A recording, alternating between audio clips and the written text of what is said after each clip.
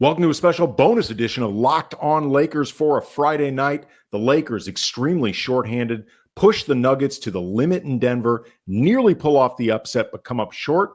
But there's a lot more to feel good about than bad. I'll explain why coming up next.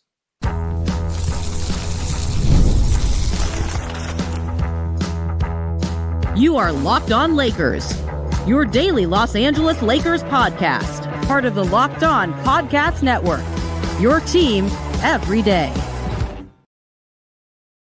And thanks for making Locked On Lakers your first listen every day, Monday through Friday, always free, never behind a paywall. And Locked On Lakers on YouTube is where over 35,000 subscribers hang out for an awesome community of Laker fans. It's a really fun, smart, very interactive section. We love to include you guys in the show. And I would hope that the general consensus among Laker fans tonight is actually feeling pretty good about this ultimately 131-126 loss to the Denver Nuggets. I'm going to get this out in the open right off the bat. There's no such thing as moral victories.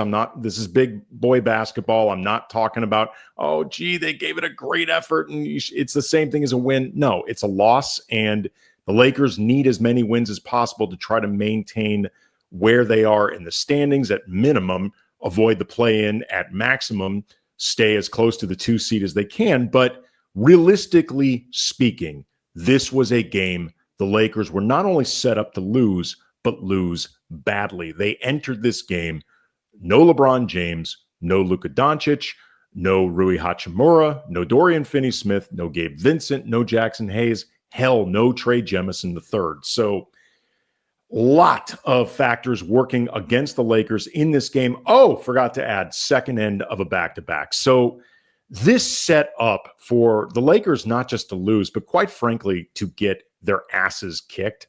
And the Lakers ended up not following the script. They finished the first quarter up over Denver. They were clearly out-efforting the Nuggets for a lot of this game. Like, you can account for maybe the first quarter and a half of the Lakers controlling this game to Denver clearly not investing in this, knowing just how shorthanded the Lakers were and trying to see just how little effort they could put into this game and still get away with a win. And then when it became apparent, I think, to Denver that, no, really, we're going to have to try. Otherwise, we could very well F around and find out with a loss. Denver cranked it up, but the Lakers stood with them pretty much step by step. And even when they fell behind, for example, they finished the first half down 4. And then Denver opened the third quarter, stop me if you've heard this before, with a lot of opponents on a pretty big run. And before long, the Lakers ended up spending a lot of the second half fighting double-digit deficits. And it could have been very easily for them to just mentally face reality that, look, we are so far out of our depth right now in terms of our literal depth. The starting 5 in this game was Austin Reaves, Dalton Knecht, Jordan Goodwin, Alex Len, and Jared Vanderbilt. Like, Bronny James was added last minute to the roster. He flew in. He had been playing with South Bay, but they needed bodies out there. Every single active Laker played in this game. Cam Reddish played only 7 minutes, but they were his first minutes since January 28th. He's the only Laker that didn't play at least 12 minutes. So it was truly all hands on deck. But we're talking about floor combinations that had never worked together, groupings that didn't really know each other's tendencies. The playbook that you can run with a group like this is, to put it mildly, limited. But the Lakers just refused to lay down in this game. And JJ told them afterwards that he was extremely proud of the effort and just the fight and the unwillingness to give up, the resiliency to get back in. And it began with, this is some of the stuff that I want to get into in terms of why I think fans should actually feel good about this game moving forward, just beyond everybody on the squad working their asses off and just playing in a way that you could be proud of as a fan. There's a lot that you can tangibly look at and say, okay, that could be built on. And it begins with Austin Reaves, who was spectacular in this game, like nothing short of spectacular. 37 points, 8 rebounds, 13 assists, 4 steals, just 4 turnovers, despite a usage rate that felt like roughly a zillion. It was at 32. Dalton Knecht, we'll get into him in a second. His usage is actually pretty high too. The two of them put in a lot of work in this game. They combined for almost 70 points. But Austin Reaves, 22, 10, and 5 in the first half. Only the second Laker in the play-by-play era to record 20 points and 10 assists in a half. The other guy, you might have heard of him. His name's Kobe Bryant.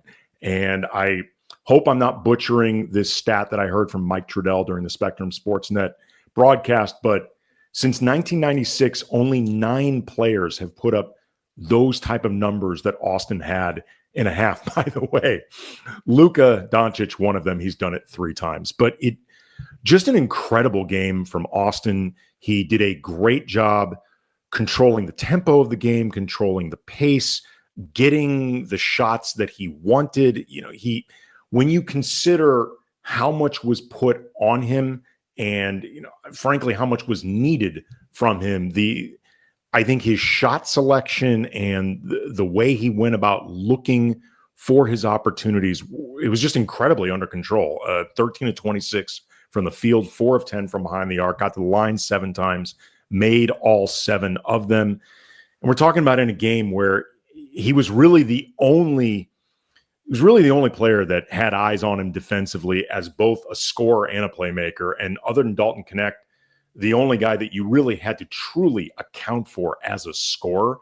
And it was just a great, great night for Austin. And this is now 2 games in a row because the Thursday night against Milwaukee, Austin had a really good game there too. And he's now, to quote John Wick, or paraphrase, I should say, I'm thinking he's back. Austin, it's now 2 games in a row where he looks like Austin Reaves. And the next key is for him to rediscover that rhythm playing alongside LeBron and Luka, or I think in particular with Luka. But physically and mentally, this was Austin Reaves back at a time where it was really, really needed. JJ Redick talked afterwards about just the vast amount of everything that was needed from Austin in this game, and he really stepped up.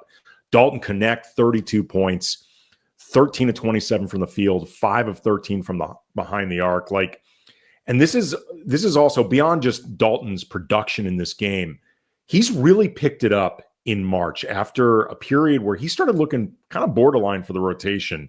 In March, he has only had 1 game where he didn't score in double figures. He is averaging, including tonight in Denver, 13.5 points on 55% from the field, 43% from behind the arc.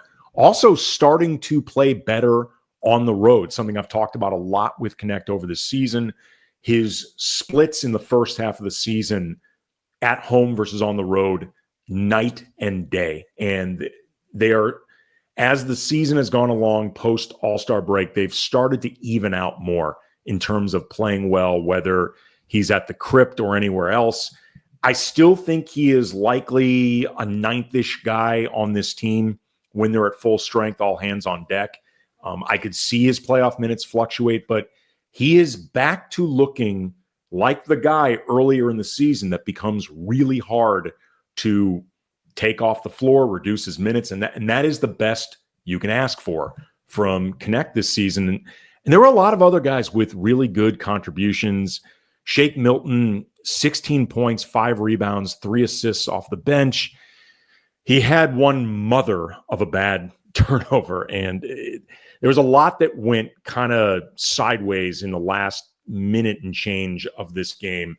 Dalton Knecht, the score was tied at 123 apiece, and Dalton Knecht ended up getting sprung for a dunk that he threw down, but he lost his grip on the rim and basically just swung backwards, landed super hard on his head and his back. There was a timeout. Everybody was clearly very concerned that Dalton was okay, including JJ Redick, who was on the floor checking on Dalton. And he said afterwards, because Denver ended up immediately scoring on an and one by Nikola Jokic, and that tied the game up. The Lakers had been briefly up after that dunk, 126-123. After Jokic converted the free throw, it was back to 126 apiece. And JJ said afterwards, Christian Koloko was who actually I thought in the second half, Koloko in particular played some very good defense, had an overall a nice game. But JJ said afterwards that he felt like he didn't have the alignment out there that he wanted because he kind of ran out of time because he'd been checking on Dalton. And he said, like, I don't want to throw Christian under the bus, but I think he wanted a different defender out there, but he just didn't really have the time to come up with the substitutions that he wanted because, again, he'd been preoccupied by Dalton's situation and making sure he was okay. Then Jamal Murray ended up hitting a three. And from there, you had a situation where the Lakers were looking to inbound. Shake Milton was the inbounder, trying to get it to Austin Reaves, who everybody knew was going to be the guy getting the ball. Shake floated a really, really bad pass that was stolen by Russell Westbrook, old friend alert, and taken straight to the basket. And that basically ended the Lakers' shot of making anything happen. JJ said afterwards, he said about the last play, and I'm assuming he's talking about that sequence, took about 3 or 4 seconds trying to collect his thoughts and then just said no comment. I imagine it was something along the lines in his head of, Shake, bruh, what were you thinking? I didn't love when Shake lined up as the inbounder because I don't think he is a great passer. And in all honesty, I would have preferred probably Vando. Jared Vanderbilt, 9 points, 7 rebounds, 7 assists, plus 3 steals, kind of a soft triple-double alert. Vando had a lot of really good plays, facilitating, helping run the offense as a secondary playmaker. And I think Vando is, in all honesty, a better passer than Shake Milton, and probably more confident one. But to be fair to JJ, the options were limited. I think he chose the wrong one, but this was a game where you're not exactly flush with options. But it was a good game for Vando. Jordan Goodwin, 10 points, 6 rebounds, 3 on the offensive glass, plus 2 assists, a steal, and a block. Like, Goodwin just continues to be terrific on the glass. He is like having a ball handling forward out there. And just across the board, there were a lot of guys who really stepped up, at least in critical moments, and made things happen. Like Alex Len played just 12 minutes, but he had 4 offensive rebounds in those 12 minutes. Like, a lot of activity, just up and down. You saw guys making good plays. And what I think matters moving forward, obviously this sucks for the standings that the Lakers have started missing guys at this really critical period for them in the schedule. It's very difficult. They're now down to the 5 seed. But they played really well in this game, all things being equal and realistic. They should feel good about their chances Sunday afternoon in LA against the Phoenix Suns, even if they end up pretty close to this shorthanded. I have no idea at this point who will or will not be available. But if they play like this in terms of their overall focus, the overall just intensity, the desire to beat whatever odds, largely handling their business. They only had 8 turnovers in this game, which is pretty incredible when you consider how much Denver could be able to ball pressure them, how unfamiliar a lot of these floor combinations were. The guys were with each other. The second quarter opened with, I want to say, Alex Len, Shake, Markieff Morris, Cam Reddish, and Bronny James. Like, that is as bonkers a lineup as the Lakers have run out to open a quarter all season. It didn't go well, that lineup, but again, what are you going to do? You got to put guys out there at some point. Austin needed a little bit of rest. But if they treat this game Sunday with the same resolve, the same will, the same focus, the same competitiveness, they can beat Phoenix on Sunday.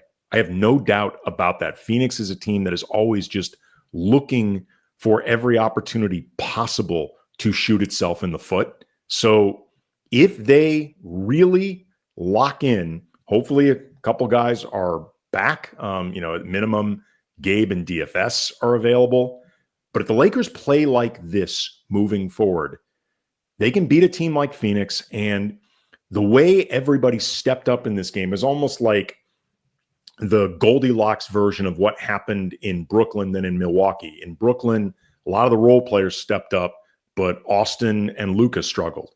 Then you had the game in Milwaukee where Luka and Austin were fantastic, but they got not nearly enough from everyone else. Tonight was a night where everybody on the floor, for the most part, found ways to contribute. So again, it's a loss. It sucks. I'm not trying to make this sound like, YMCA 9-year-olds out there, like the kids JJ Redick used to coach. Like, it sucks, but this is a game that I think Laker fans should honestly, at minimum, feel proud of their team, if not happy with the result. Obviously going to be back after Sunday's game. Brian will be with me. He was unavailable tonight, but again, appreciate everybody being here. As always, we will talk to you then. But before leaving, want to let you know that Locked On Lakers is brought to you by FanDuel. March Madness is here. FanDuel giving you the chance to get in on the action like never before. Right now, new customers can get $200